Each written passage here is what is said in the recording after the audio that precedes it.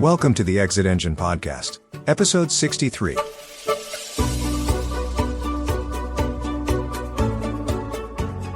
Welcome to the Exit Engine Podcast. I am Joe Stapleton. I am joined, as always, by my partner in crime and in business, Mr. John Caniff. John, how are you? I am great, Joe. And yourself? I'm awesome because today I'm very excited. John, today on the Exit Engine Podcast, we have a heavy hitter. Yes, we have someone who has experience in business, politics, leadership. Just a fascinating resume. Really great. This guy has advised presidents in the White House, CEOs in the boardroom, countless leaders navigating moments of transition. What makes Les so compelling is not just his resume, but the way he approaches leadership with the focus on character, trust, and the ability to bring people together when it matters most. So today, John, what we're going to talk about Les's journey, the lessons he's learned from advising leaders at the highest levels, how those lessons get applied to founders who want to grow their business, build real enterprise value, and eventually exit on their own terms. Sound good? Perfect. Let's get right to it. Les Sorba, welcome to the Exit Engine Podcast. So great to have you here today. Great to be with you, Joe and John. Thanks for having me. You're so welcome. Les, you've had such a unique path. You have a kind of a storied career, right? Talk to us a little bit about that journey and your journey kind of through business, and how you got into the leadership advisory.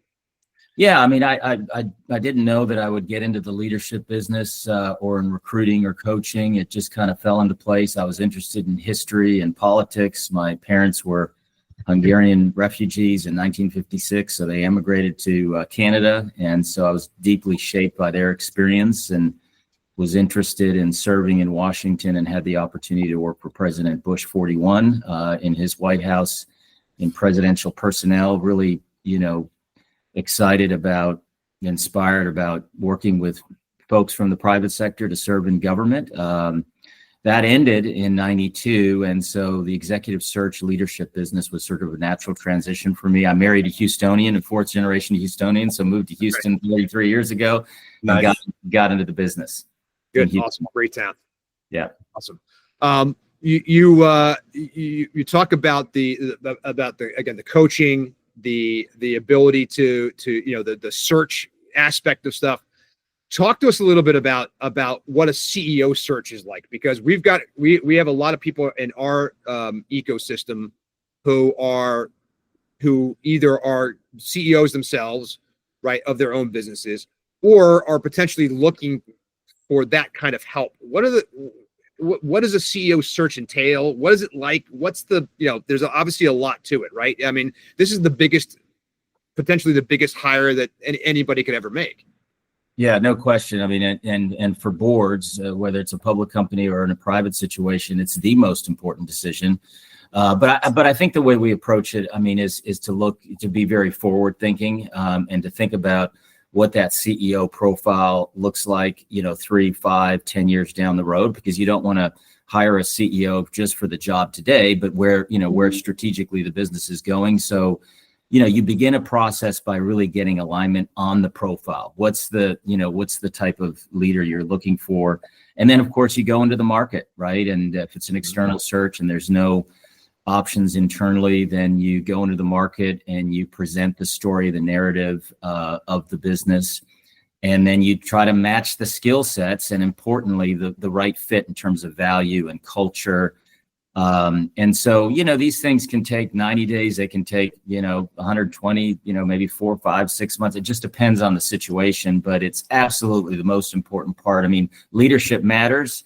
I like to argue with my banking friends and technology friends, what's the most important consideration in a business? Is it strategy? Is it technology? I would argue it's leadership, right? Because you got to have, you can't have the right strategy or the technology if you don't have the right people and the right leaders. So I'm biased, obviously, and think, the business that we're in is perhaps the most exciting. And what have you learned, Les, in the doing the searches for CEOs? What's either like a surprising thing you've learned or something that sort of is a theme throughout all those searches, if there is one, with regard to specifically searching for CEOs?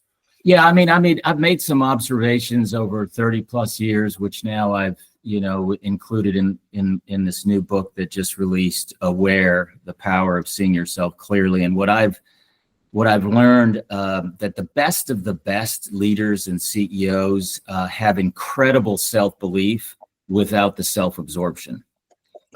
They have the confidence, but they also have the humility. And if you think about it, that's pretty hard to pull off unless you have a heightened awareness of both your strengths, capabilities, superpowers, and your flaws, your weaknesses.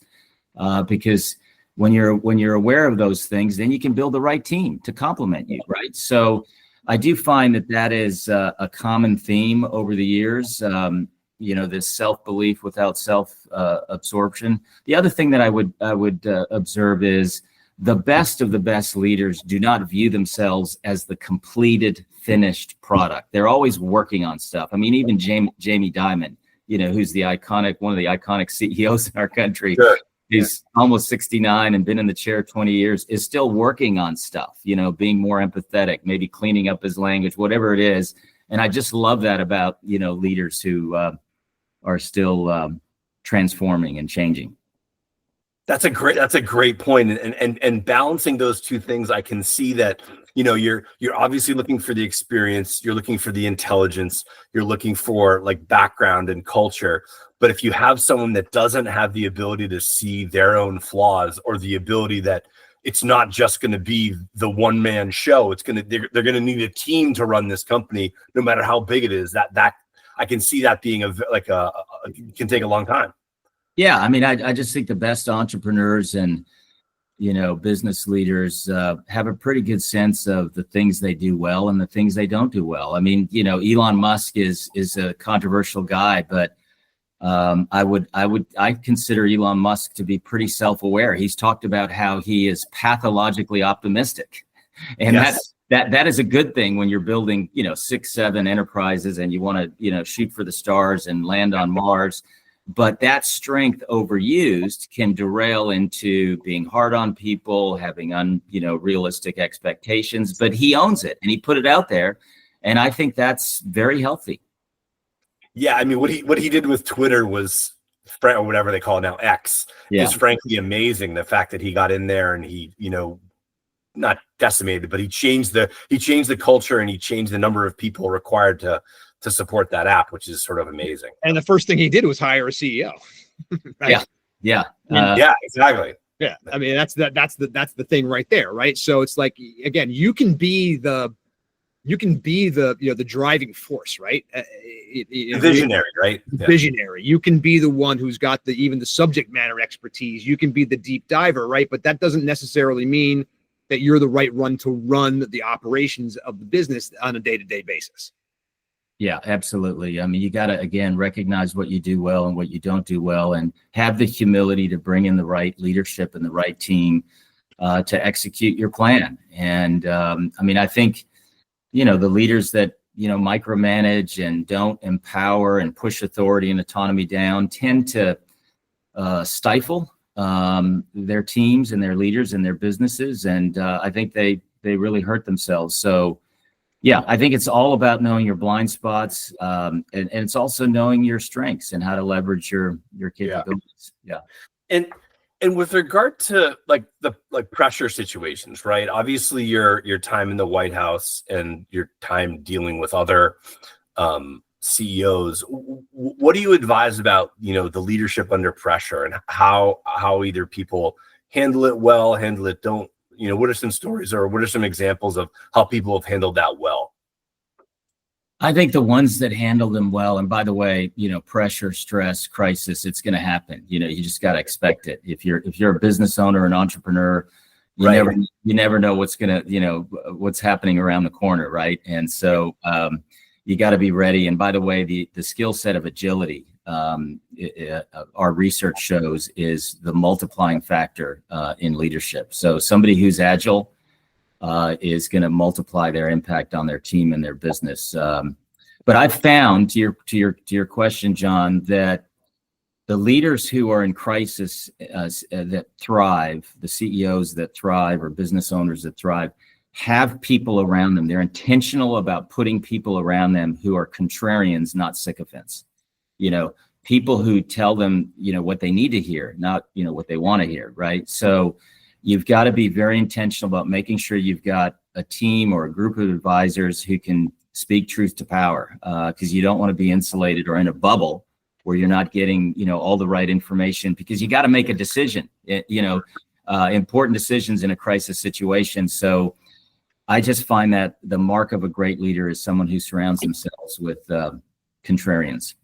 Yeah, I think you bring up the decision-making thing is under pressure. And I think obviously it's, the role, the CEO is that those decisions are kind of constant and never kind of ending barrage of decisions every day under high pressure, high stakes kind of situations. Some people say that the most important thing that a CEO can do is just make a decision, right? Yeah. As opposed to it being, it's not necessarily the right decision, but a decision is actually better than no decision. And there's very few decisions that can't be undone. Yeah. I mean, at the end of the day, the reason you have a CEO is to make a decision, right? So you don't want to stew on it and overanalyze. You've got to move things forward, to your point, Joe. Being decisive and being able to execute and delegate authority and empower others is critical. But I just think that the best decision makers, again, surround themselves with really, really good people that complement your skills. And then the best decision makers don't view themselves as being above others, but among them, right? Yeah. And that's an important principle.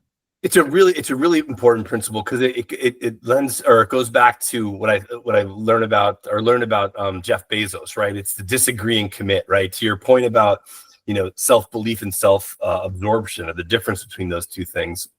Very often, like, a leader could, if they do take the advice of people, it's like maybe that the leader, she feels one way, but all of her the leadership team feels another way. Well, what should she do in that situation? She should probably go with the advice of everyone else, as opposed to what she thinks, right? I mean, if she's getting that advice from everybody, is that right? Yeah, I mean, you got to guard against groupthink. You've really, really got to work hard to break down the walls of groupthink, which can be very destructive. You can go through history, corporate history, and just see some of the biggest corporate failures, Enron, right, Lehman Brothers, and so forth. And they all were situations where they had boards or advisors just telling the CEO what they wanted to hear, and getting really diverse perspectives and pushback and contrarian views. That's why I think Jamie Dimon stands out, right? Because I think he has an open door policy. He's approachable. He doesn't have that CEO bubble that many leaders tend to have. Hey, I'm Joe Stapleton. And I'm John Kniff. John, most founders put everything they have into building their businesses. Years of sweat, sacrifice, and problem solving. But when it comes time to exit, many are shocked to learn that what buyers value isn't what they thought. Here's the truth. Buyers don't pay for potential. They pay for proof. Proof that your business can grow without you, proof that your financials are clean, proof that your processes are clear and repeatable. If you wait until a buyer shows up to think about these things, you're almost guaranteed to leave money and control on the table. Exit Engine was built to change that. Exit Engine is the first readiness platform that helps founders design their ideal exit step by step, combining education, coaching, and support, and access to an elite network of business specialists and capital. Exit Engine empowers you to build a valuable, transferable business and exit on your own terms. It's not about selling tomorrow, John. It's about making sure that when you're ready, your business is worth what it deserves to be. Don't let your life's work get discounted. Control your business destiny today. Start preparing now while you still have time to engineer the exit you want. Visit myexitengine.com to learn more.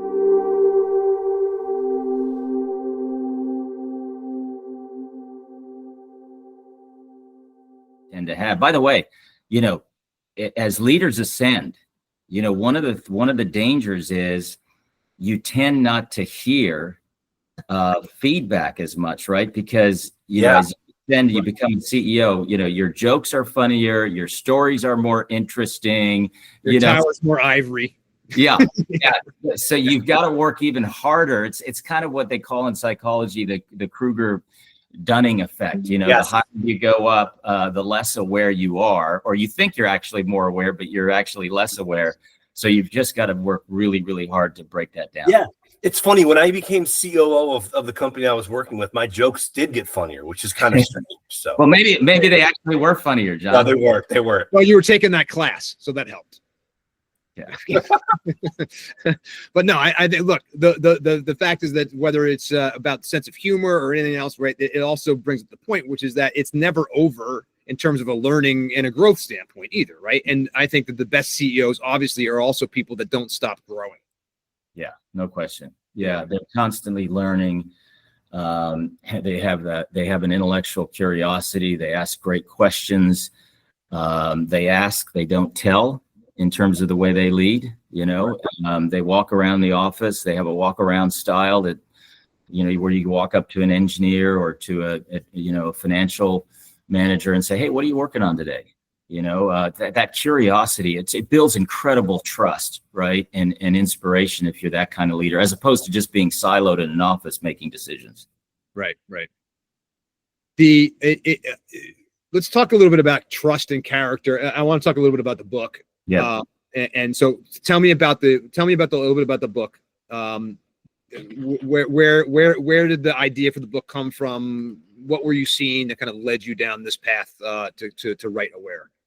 Yeah. So I'd say beginning with the financial crisis, maybe even before, I started to notice increasing blind spots, lack of self-awareness. I didn't know if it was a real thing until I read Tasha Eurich's book called Insight: Why We Are Less Aware Than We Think We Are. That book was written in 2018. She did a study with Harvard that showed that 95% of people think they're self-aware, but the reality is only 10 to 15% truly are. And I thought, wow, that is just such a low number. Can that be true? Right. So I asked our team at Heidrick, we have a research division at Heidrick, to look at our data. And so they looked at 75,000 leadership assessments across industries, across functions. And they found that the number was 13%. So pretty much confirmed, you know, what Tasha Eurich's research said. And so I thought, you know, maybe I should write a piece on this. And I did a piece called Too Aware to Fail, which was sort of a takeoff on Too Big to Fail. And I had the privilege of interviewing Jamie Dimon, who was taken with this whole idea of self-awareness. And he shared the story with me. One day he was at home taking a business call. I think it was 15 years ago. And he got pretty angry and upset at one of his colleagues, used some pretty colorful language. And when he ended the call, his middle daughter had overheard him, and she started crying and said, "Dad, why are you so angry?" So that was a pivotal moment for him when he realized he needed to show up with more empathy and sensitivity, you know, with his team, but also his family. So then I thought, wow, is this sort of a common theme? And so I wrote that piece, and that sort of turned into the book. And you know, there are a lot of reasons why I think you can attribute this low level of self-awareness in our institutions, leadership, and I think I would also argue in our relationships. And I think it has a lot to do with the self-esteem mantra, you know, constant validation, obviously the digital culture, right? Constant validation. You know, we're always plugged in, but you know, we're online always, but offline from ourselves. We have less time for reflection. So there's lots of reasons for it, but I do think it's a serious issue that cuts across leadership in our relationships. Yeah. And is it related? Do you think it's related less to, like, you know, internal versus external sort of, I don't know if the word's motivation or like Instagram culture, but can you talk a little bit about like that intrinsic, is it related to like someone's intrinsic motivation and that they're seeking validation from the external world, or give us an example of that, or talk about that a little bit? Yeah, I mean, I think it's a cultural thing. Well, I would say it's an organizational issue and a cultural issue. Organizationally, I think we just don't have the kind of feedback cultures in small businesses, medium-sized businesses, large business. You know, that's number one. That's organizational. Culturally, clearly something has happened in the last 20, 30 years, right? I mean, you have the self-esteem movement, you know, where validation was important. You were made to feel good about yourself, which by the way, we saw an increase in people pleasing. I'm a natural people pleaser, by the way. And, you can't lead if you want to be liked. So I think that had something to do with it. Obviously, in the early 2000s, sociologists, social scientists like Jean Twenge wrote Generation Me and the Narcissistic Epidemic. That was mainly the millennials. I hate to generalize, but that was kind of part of it. And then that morphs into the social media phone generation that Jonathan Haidt, wrote about, An Anxious Generation, which is, I just think the digital dopamine is a real issue. The distraction. So there's just less time to reflect and have solitude or go away on a retreat, to have thinking time, and so I think for all those reasons, that's why we're at low levels of awareness. Interesting. Cool. So funny, because you would have thought that stuff would have gone the other way. Like, I always thought that I remember the again, not to cast aspersions about any particular generation of anything. Every generation that comes after ours, whatever our generation is always looked at like somehow it's not as good, right? I mean, it's just the way that it works. But which is obviously not true. But the millennial generation of this where they were, again, it was about everybody's getting a trophy. Everybody felt good about themselves. They were empowered to say no. They were, I don't want to do this. I wasn't right. It was very difficult to manage that. Yeah. Right. Because we, as Gen X managers, we were like, hey, this is what we were told to do. This is how we did it. It was almost like, the business has become it's a fraternity situation. Well, I had to go through that hazing ritual, whatever. So now you have to go through it too, whether it's right or wrong or not. Right. Yeah. But the big, I think the very interesting thing to me is that I would have thought that there would be a higher level of self-awareness now in time than a less one. So why is it that we think that basically that this is all that we have become less self-aware as opposed to more? Yeah, I would have thought the same thing, Joe. We've got technology and tools, to assess leaders, and we have these 360s that you can do to get a real sense of how you're showing up with others. But actually, the opposite has occurred. And I think it's just, the reasons I mentioned before. I just think we live in a time when, people pleasing is I think, over 50. I saw one study that I refer to in the book. 52 or 53% of Americans refer to themselves as people pleasers. And by the way, there's a lot of positives, in people pleasings, but the negative is, you avoid hard conversations, you beat around the bush. We're so busy in our businesses that we don't take time to maybe get feedback. How did I show up in that meeting? And was it good? Was it bad? We just don't have those conversations as much as we should have, which I think would heighten our awareness, and we'd all show up better, right? If we did that.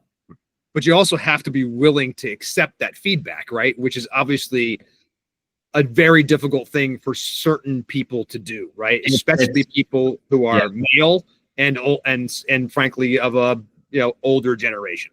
Yeah, it's a great point, and our research shows that those that can transform the quickest have humility. They want to learn, they want to grow, they're willing to accept the feedback, and then importantly, courage. You've got to have the courage to engage whatever it is. So for me, people pleasing, I've got to make sure that I take advantage of every opportunity and exercise that courage muscle to give, real-time feedback or not to avoid a tough conversation, right? And so that takes work. It's just like working out, it's like physical exercise. You got to exercise that courage muscle. So I think humility and courage are huge. Well, I got to some good feedback probably a couple months ago, and the feedback was related to, hey, it was started with, take this as a gift. And I was like, that's a great way to think about it, because when you think about feedback when you're with your manager or you're doing that, you're in the middle of a 360, you can get defensive. Or I'll say for myself, I could get defensive back in the day.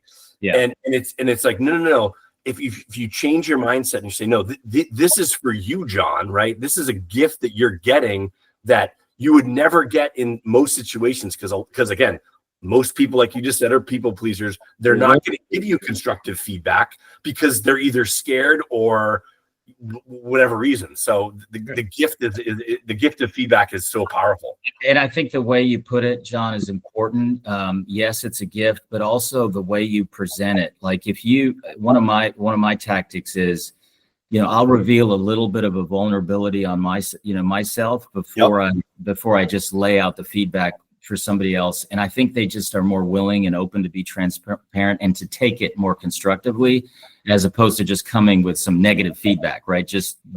You have to do it with, it's a biblical principle, truth with grace, truth with love, right? You gotta think about doing that in the right. Well, it's not just truth. It's not just truth for truth's sake, right? It's true. It's truth. It's got to be paired with love. It's got to be paired with support. It's got to be right. I mean, and you talked about it earlier. It's like this, notion of leadership of kind of benevolent. There's a term for it, right? The leadership. It's leadership. Service. Leadership. Yeah, it's part of that principle as well, and the idea that we're all growing. We're not the finished, completed product. Right. And if Jamie Dimon isn't the completed product, then let's learn from that. We're right. Yeah. Well, there was an article recently about Jamie Dimon and when he got fired from Citigroup, and he moved to Chicago to do Bank One, and like the ability for him to move from New York to Chicago was just like, it's just in finance. Like, think about that. You're on Wall Street, you're helping to run a huge bank, and all of a sudden you're going to move to this bank and and it was a job. He was running towards a problem. He could have taken another job which he knew would be better for him in the long run, which is amazing, right? And sometimes I think we avoid the tough assignments when actually the tough assignments make us even better. Yeah, right. And it's, again, running towards a problem. It's like firefighters, right? They run into buildings and save people, whereas most people are like, I'm out of here. Like, see ya, bye. So interesting. But it says a lot about his courage too, right? And the fact that he was fired. Mm-hmm. I mean, that's the point, is to say that he didn't shirk away from the next thing. He actually went and took probably what was a more difficult situation, right? Yeah. I mean, that was going into a brand new thing where you didn't know it was going to pay out, whatever. Now, maybe it was the only opportunity, probably not. But the reality is that he specifically I feel like he chose that like on purpose. Yeah. Right? Yeah. Yeah. And I the other point that I make in the book is aware the power of seeing yourself clearly. It's one thing to not only name your blind spots or issues, it's another thing to dig deep and understand where they come from. And if you think about Jamie Dimon, he was raised by a Greek mother, parents that were incredibly curious intellectually, constantly learning.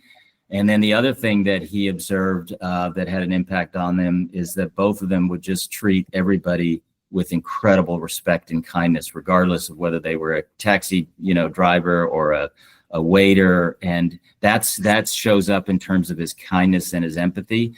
So I think, and for me, my people pleasing, I mean, I went back and, I share the story in the book, my parents, I had an amazing childhood, very happy home, but then my parents divorced when I was 16. And then I lost my mom when I was 18 to brain cancer.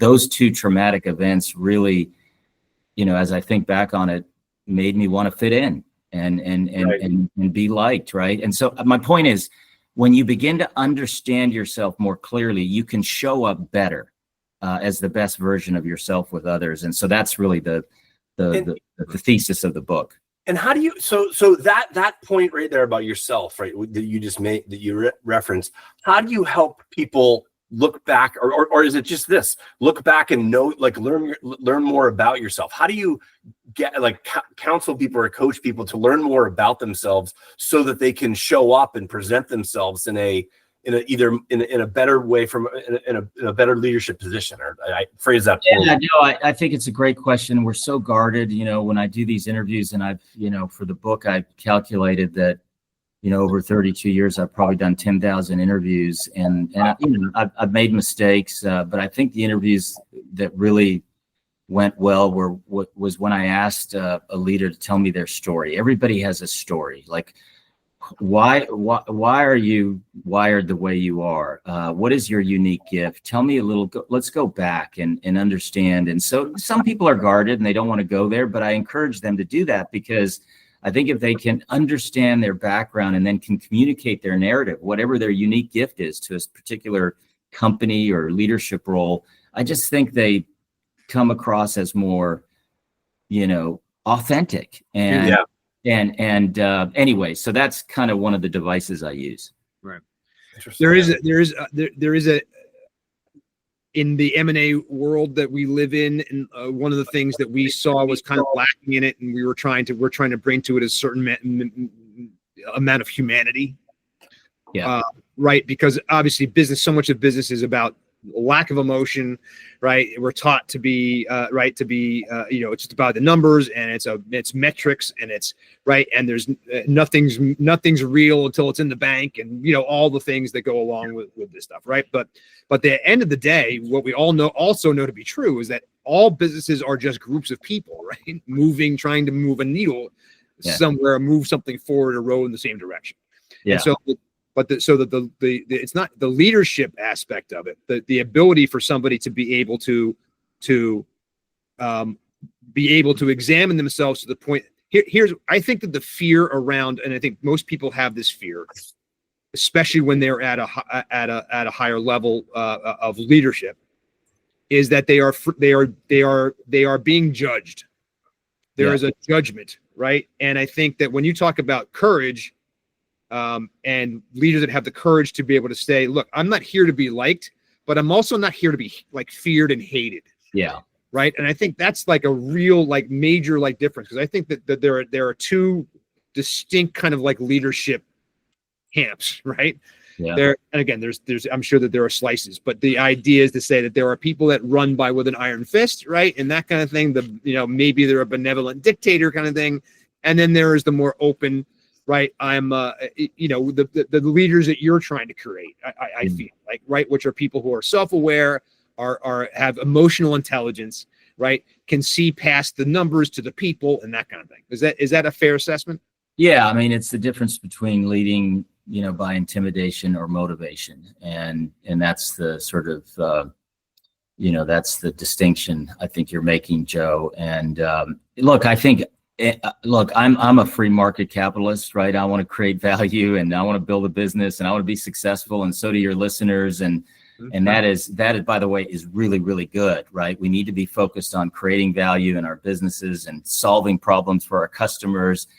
But you also have to be mindful of how you do it. It's not just results, but how you achieve those results and how you motivate your team and bring your team along. And so, that's why I get back to that whole thing earlier. You got to have the confidence and the humility. You got to be incredibly driven, but also willing to be humble. And I just think that combination is so powerful in business. And what about, and this is going to be a sort of a question out of left field, but like, what about mistakes, right? We alluded to mistakes, or like being able to be confident enough to change a decision that you've made. Have you done any research about that with regard to leadership, to be confident enough to make one decision, but then, hey, down the road or soon after, make a change to that based on either new information or something that they've learned? Yeah, I mean, I think the most authentic leaders are the ones that can acknowledge maybe a strategic misstep, or a tactical decision that didn't go the right way, and to acknowledge it and then go solve the problem. Don't dwell on it. Just acknowledge it. I think that builds incredible currency with your team, right? Because we all make mistakes. Own it. Have some accountability. Don't deflect blame. Right. Right. And then solve the problem. Move forward. Bring your team with you. I just find that that's the best way to approach mistakes. What's in the book? You've got a little bit of a process, right? So when you talk about talk to us a little bit about more brass tacks when the rubber's meeting the road. How are you coaching people through this? you talked a little bit earlier about how it has a starting place, right? It has to be you have to start with somebody who's willing, right, to examine this stuff, right? But what's the journey look like, in terms of that you're taking people through as you kind of coach this stuff? Yeah, I mean, in order to coach somebody, it's just like anything in sports or in entertainment. You got to have a client that's coachable, right? Right. So they got to be willing to step back and learn. So yeah, I mean, I really begin with, sometimes we begin with their 360. Right? Yep. Whatever data they have, are they really leaning into that? Are they really trying to learn from the comments they've gotten from peers or subordinates, both good and bad, right? By the way, a lot of leaders, when we do this exercise, they tend to dwell on the weaknesses or the flaws.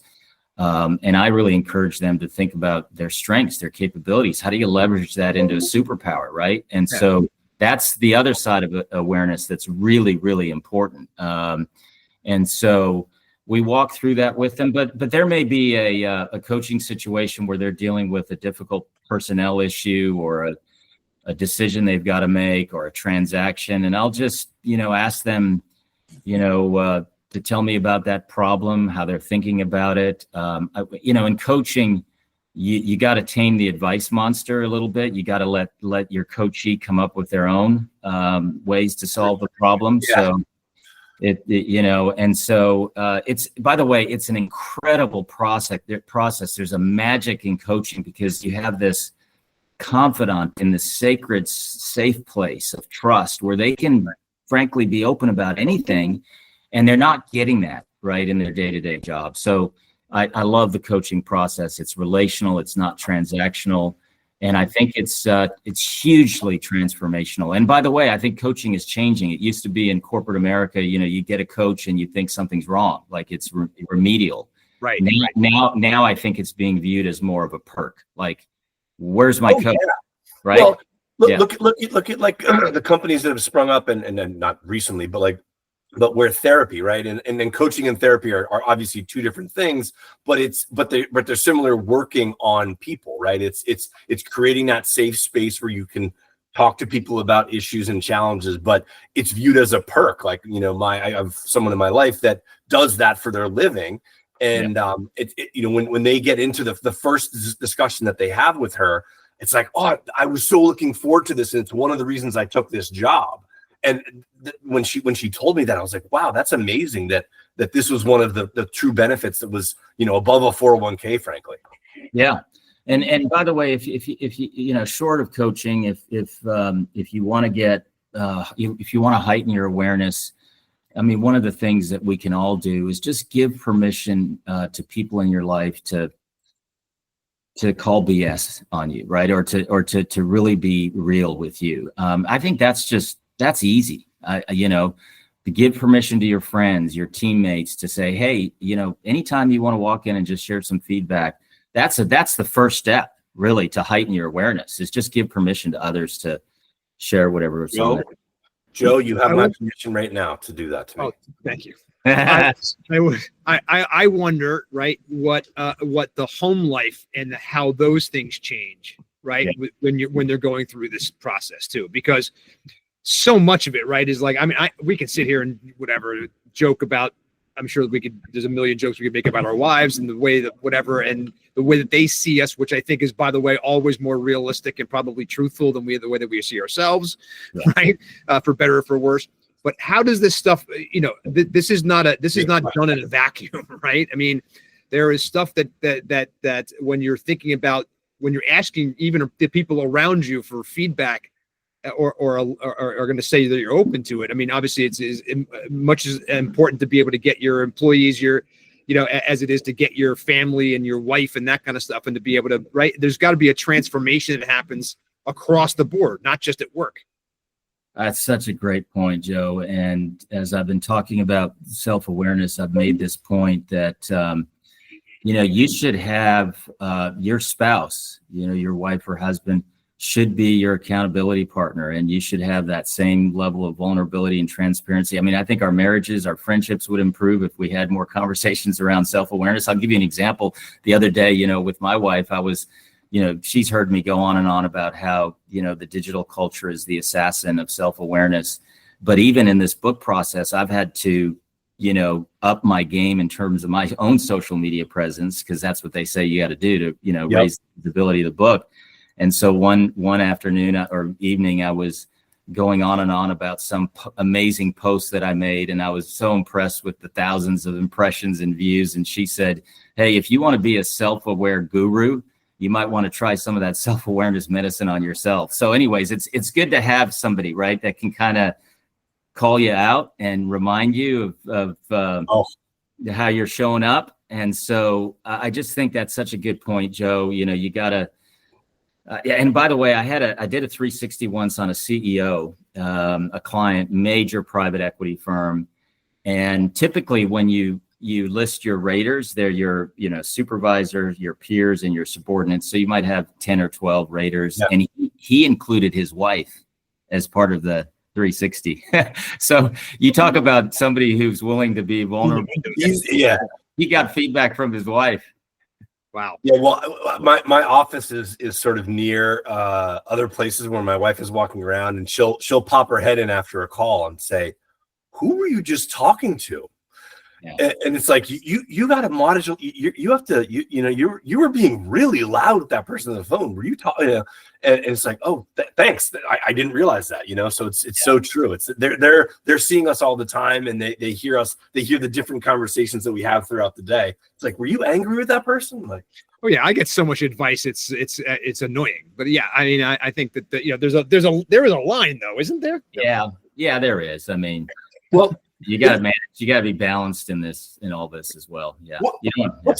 What's a trend in the future, Les? Right? Like, or what should we be looking out for? What's on the horizon that leaders should be looking for, paying attention to, that either they're not paying attention to enough or not paying attention to at all? Well, I mean, obviously, the impact of AI in the digital culture is going to be huge, and how we manage that. I think about it all the time. I'm sure you think about it, and your listeners think about it. There's so many positive things about AI, in terms of efficiency and productivity and learning. It's just amazing, right? What we can do just to learn every single day. It's an incredible tool, but you got to also be aware of the consequences and the dangers. AI can be very flattering, right? So you're not getting, the real feedback that you need. You're getting, it's like any algorithm, right? It wants you to keep coming back. So you have to recognize that. I do worry about, the AI world where, for example, will we read anymore, right? If you can, instead of reading a book, you just type in the title of the book and say, hey, give me a summary, and you get, right, this incredible summary, and then people just don't read. And reading is such an amazing, self-reflective, engaging, creative process of turning the page. And I think that enhances your awareness. So I do worry about the impact of that. But I think leaders need to be aware of both the positives and obviously the negative consequences of an AI world.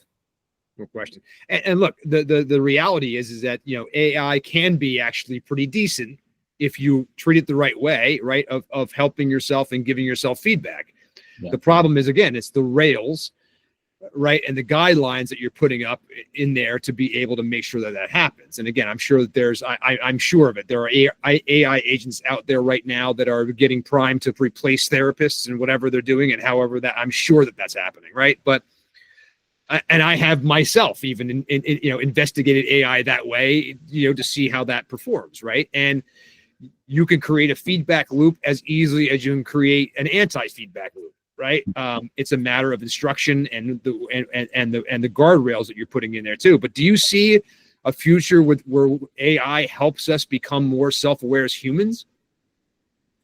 Yeah, I mean, I think if you ask the right questions, I mean, it's just one tool. It's not the tool, but I mean, there's nothing better than a face-to-face, eyeball-to-eyeball contact with another human being in terms of really how you're showing up. So I'm a little bit more of an optimist as it relates to the AI world. I think that we're going to be able to adjust and learn. I think, we're going to be able to do things, be more intentional about, solitude and things like social media fasts or a social media Sabbath or whatever, things that where you're more intentional to guard against some of the consequences.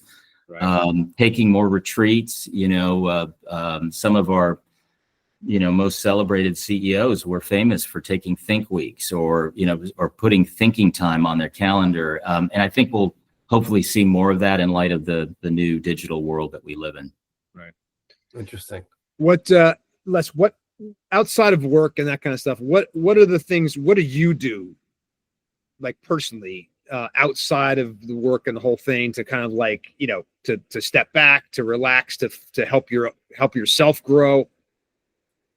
Yeah. I mean, I have a chapter in the book on return to the soil, which is a Dostoevsky phrase related to building selfless character. So, I mean, I think we all want to hopefully show up with a more selfless kind of character. And the way to do that is to serve. So I love to serve in the community. I'm on several not-for-profits.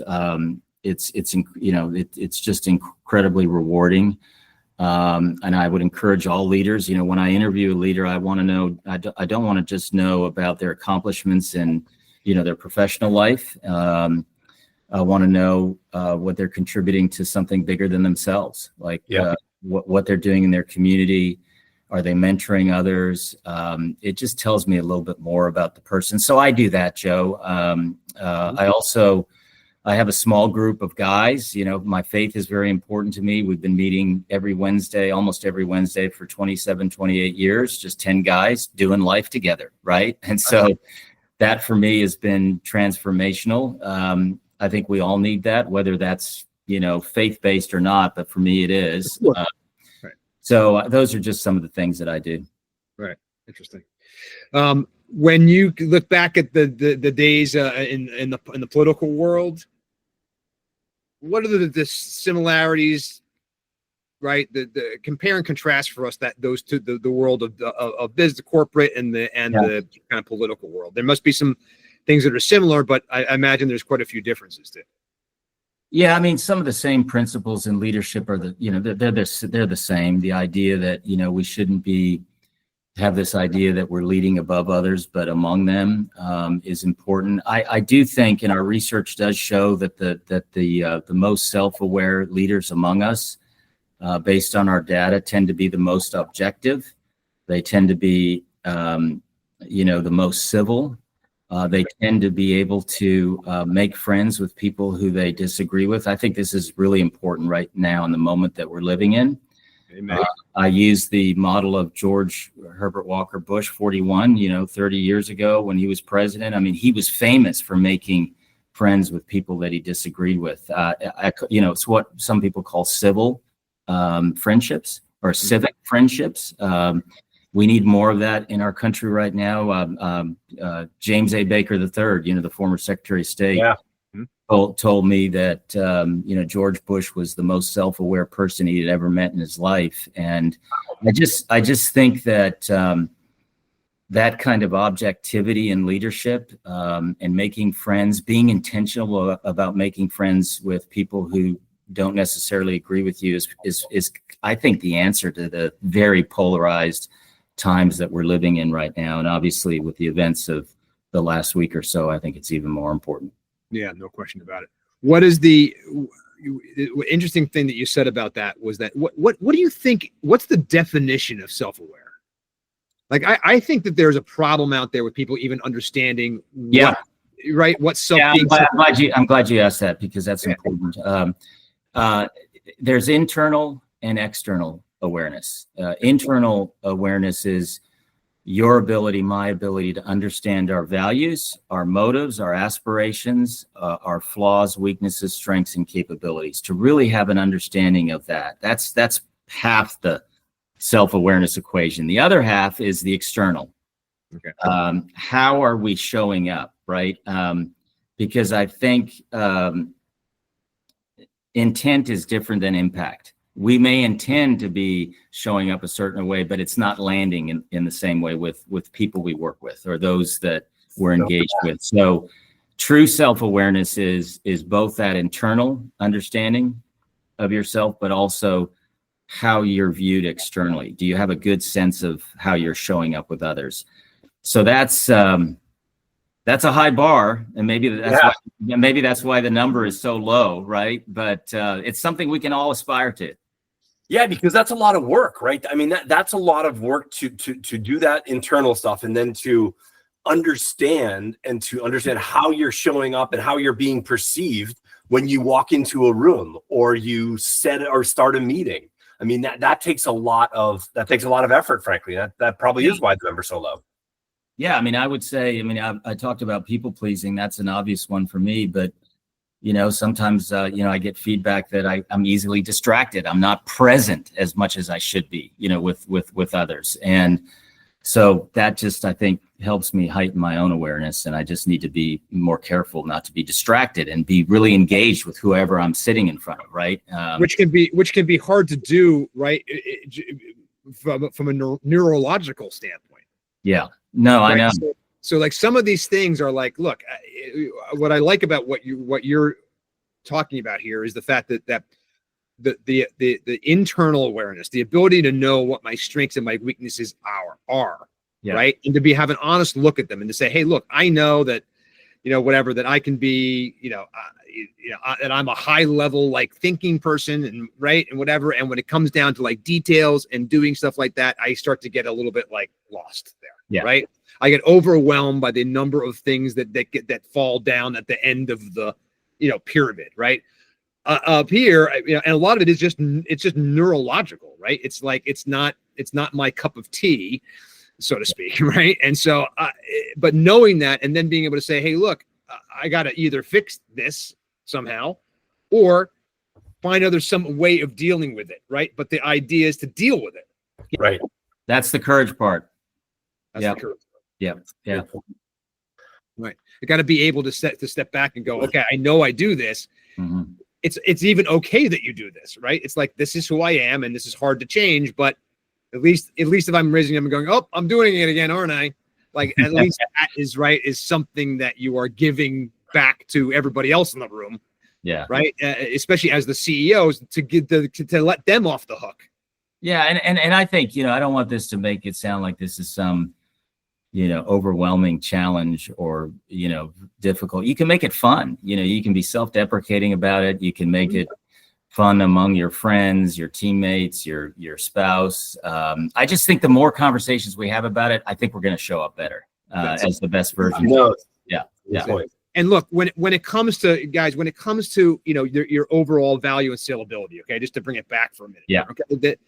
The what Les is talking about today, right, is about just leadership in general. Whether you're the CEO, whether you're bringing in another CEO, whatever that is really irrelevant. The idea here is to be able to, have this kind of fundamental self-awareness about what you do well, what you may not, what you can change, what you may not be able to change very easily or whatever, but also, but having the courage to be able to listen to the feedback, right?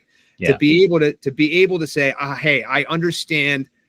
I see what you're saying to me. Thank you for the gift, John, right? Thank you for giving me this gift of feedback that I can now take, and I will try to do this better. I will try to show up better this way if I can. That's just good for human beings, right? Whether you're a leader, like everybody's a leader somewhere. Yeah. Yeah.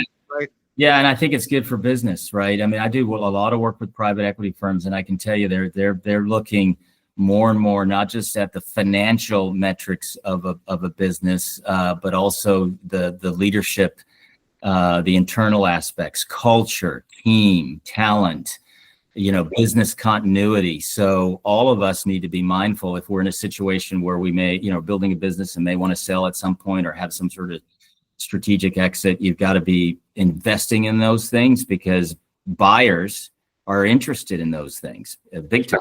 Yeah. Yeah, and it's because it makes it easier for the buyer's life later on, right? I mean, to have those things in place and to have a leader that can take this. And lots of times, look, especially if it's a merger situation, the reality is that the CEO you are might be what the entire organization needs. Yeah. Right. I mean, so you leaving or the exit that you think you're making, whatever that turns into into a longer term thing where you become the CEO of the new company, right?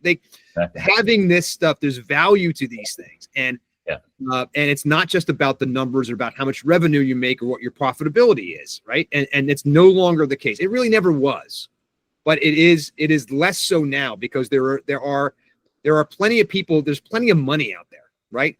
Like money really isn't an issue in business.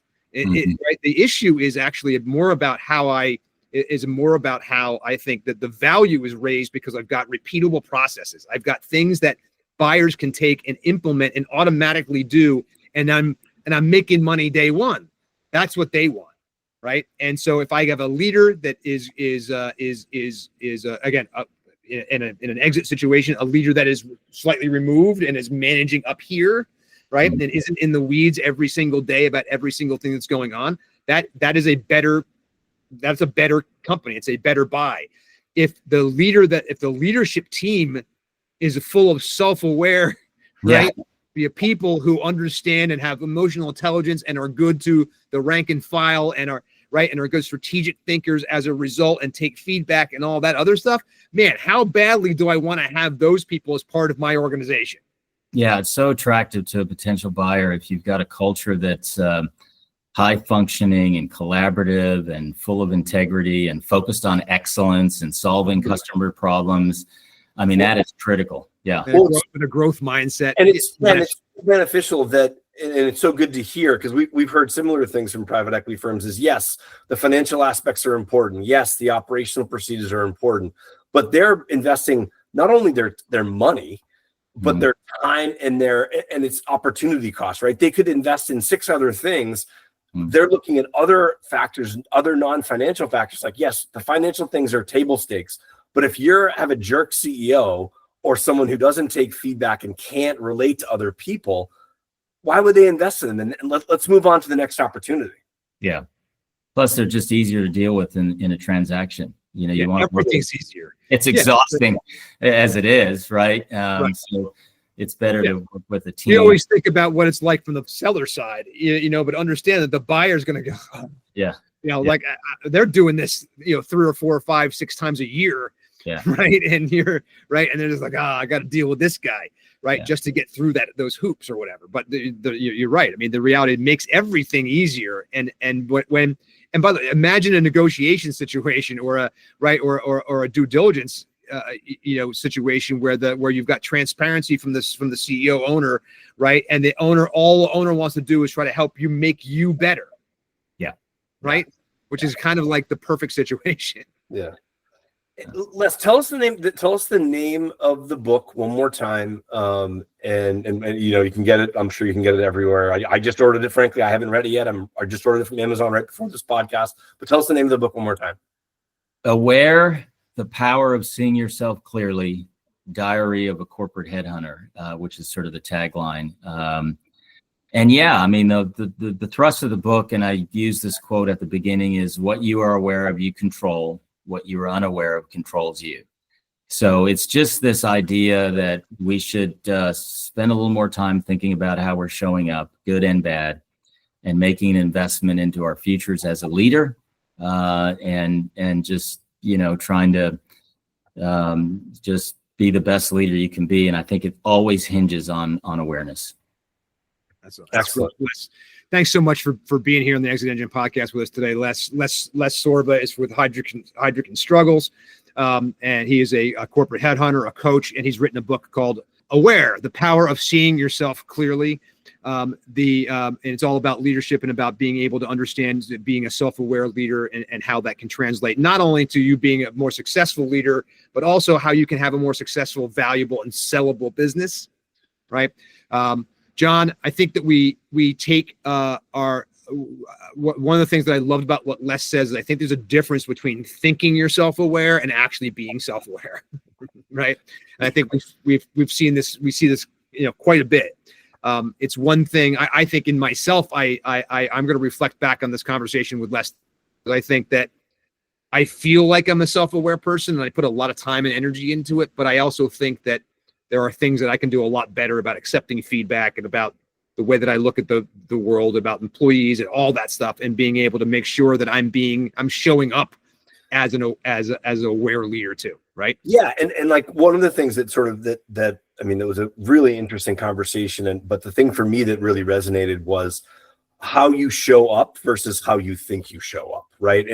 I've said I'm big, I'm a tall guy, so I can't be loud too. Like I can't really yell. Like when I yell, I scare people. So knowing that about myself is, first of all, you shouldn't yell in a corporate environment, but I've done it. But being calm and being perceived as calm has been a challenge throughout my career. So I consciously have worked on that in the last couple of years to say, again, I can walk into a room and if I'm yelling and loud, that's not a good thing for everybody. So that's one thing I've taken from this conversation, is just emphasize that important point in my mind. Absolutely. And I love the fact that you talked about it. It takes courage to be able to do that, right? To be able to look at yourself, right? It takes that's the kind of thing. And I think, again, being able to ask for help. Yes. Right. And I think this is a big theme that we tend to see on this podcast, is that you cannot do this stuff alone. Right. There are things here that are about, whether it's about your leadership style, or about your finances, or about your marketing, or about your sales, or about any aspect of this stuff, right? Is in order to be able to make the most valuable and sellable company that you can, right? It's going to take some outside help. It's going to take some people. It's going to take listening to some other people's perspectives, right? And That's starting correct. from a leadership standpoint, starting with yourself and being able to look at and examine your own strengths and weaknesses and where you can show up better is a huge piece of a thing. Les Sorba, thank you so much for being on the Exit Engine podcast. We really, really appreciate it. Les, how can people get in touch with you? Thank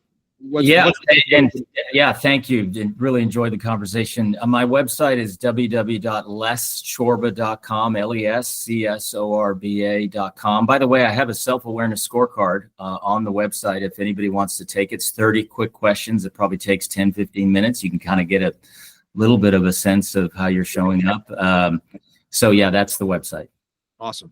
That's great. Les Sorba, thank you so much for being on the Exit Engine podcast. John, as always, buddy, thank you so much. Another great conversation in the books, and can't wait to get this out. And there's going to be hopefully more with Les coming down the pike too. We're gonna find some other ways to be able to work with Les as well. So Les will be around here, hopefully, and reach out to him or to us. Guys, we are building the Exit Engine community. This is something that we want everybody to know about. Beginning of next month in October. I'm not sure exactly when this will air, but in October, we'll be releasing our at myexitengine.com will be our new platform that is basically going to be able to give you all this exit planning content, everything that you need to be able to understand how to change your value and saleability, allow you to hook up with great advisory partners, people like Les, people like the other people that you've heard in this podcast, and also be able to work together, right, to get that support that Les was talking about as well from other founders who are going through the same thing. So what we want you to do, right, John, is we want you to go right now to myexitengine.com. Give us your email address. That's it. All we're going to do is let you know when the community is there and ready for you to take a look at and come check out. Right? Exactly correct. That's it. So let's please go to myexitengine.com right now. Give us your email address. We'll get in touch with you the next little while about how to be a part of this. No matter when you hear this podcast, you can do that. Okay. And we'll always be able to get you on the list and get you information about doing that. Thank you so much, guys, for listening to the Exit Engine podcast. I'm Joe Stapleton. You can reach me at jo@myexitengine.com. That's John Kniff. You can reach him at JOHN, John@myexitengine.com. We're available anytime. myexitengine.com, guys. Check it out. We will see you later on, and let's keep making successful exits. All right.